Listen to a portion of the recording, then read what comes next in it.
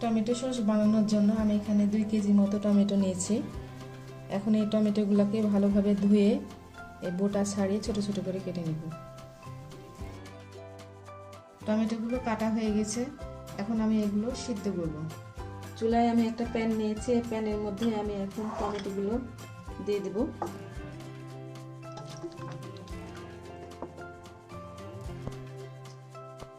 টমেটোর মধ্যে দেব 1 টেবিল চামচ লবণ।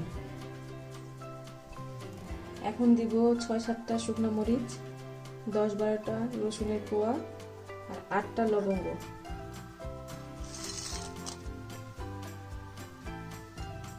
এখন আমি মধ্যম আঁচে 10 থেকে 12 মিনিট ভালোভাবে সিদ্ধ করে নেব।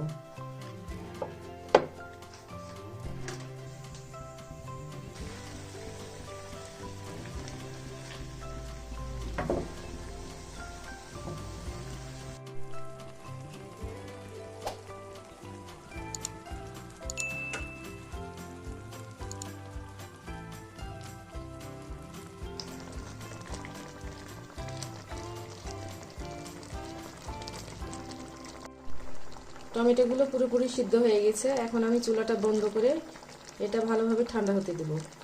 ঠান্ডা করার পর আমি এগুলোকে ব্লেন্ড করে নেব।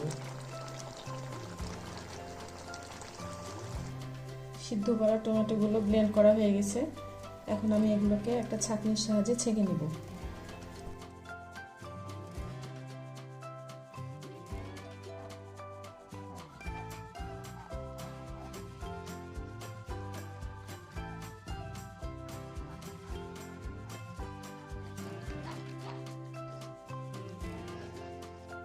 টমেটোর রসগুলো আমার ছেঁকে নেওয়া হয়ে গেছে, এখন অবশিষ্ট এই শক্তগুলো আমি ফেলে দেব।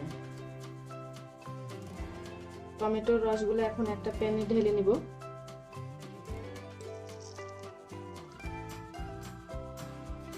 এখন এর মধ্যে দেব 250 গ্রাম মতো চিনি।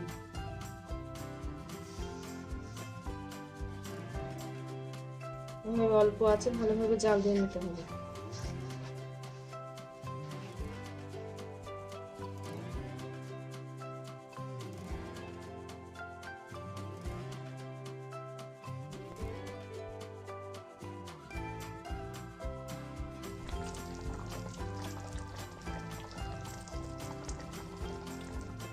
এখন এর মধ্যে দিয়ে দেব 3 টেবিল চামচ মতো ভিনেগার।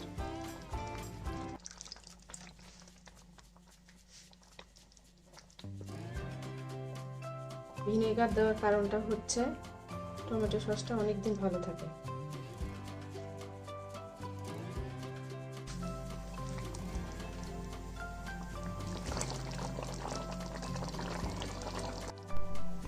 টমেটো সসটা গাঢ় হয়ে গেছে, এখন আমি চুলাটা বন্ধ করে দেব।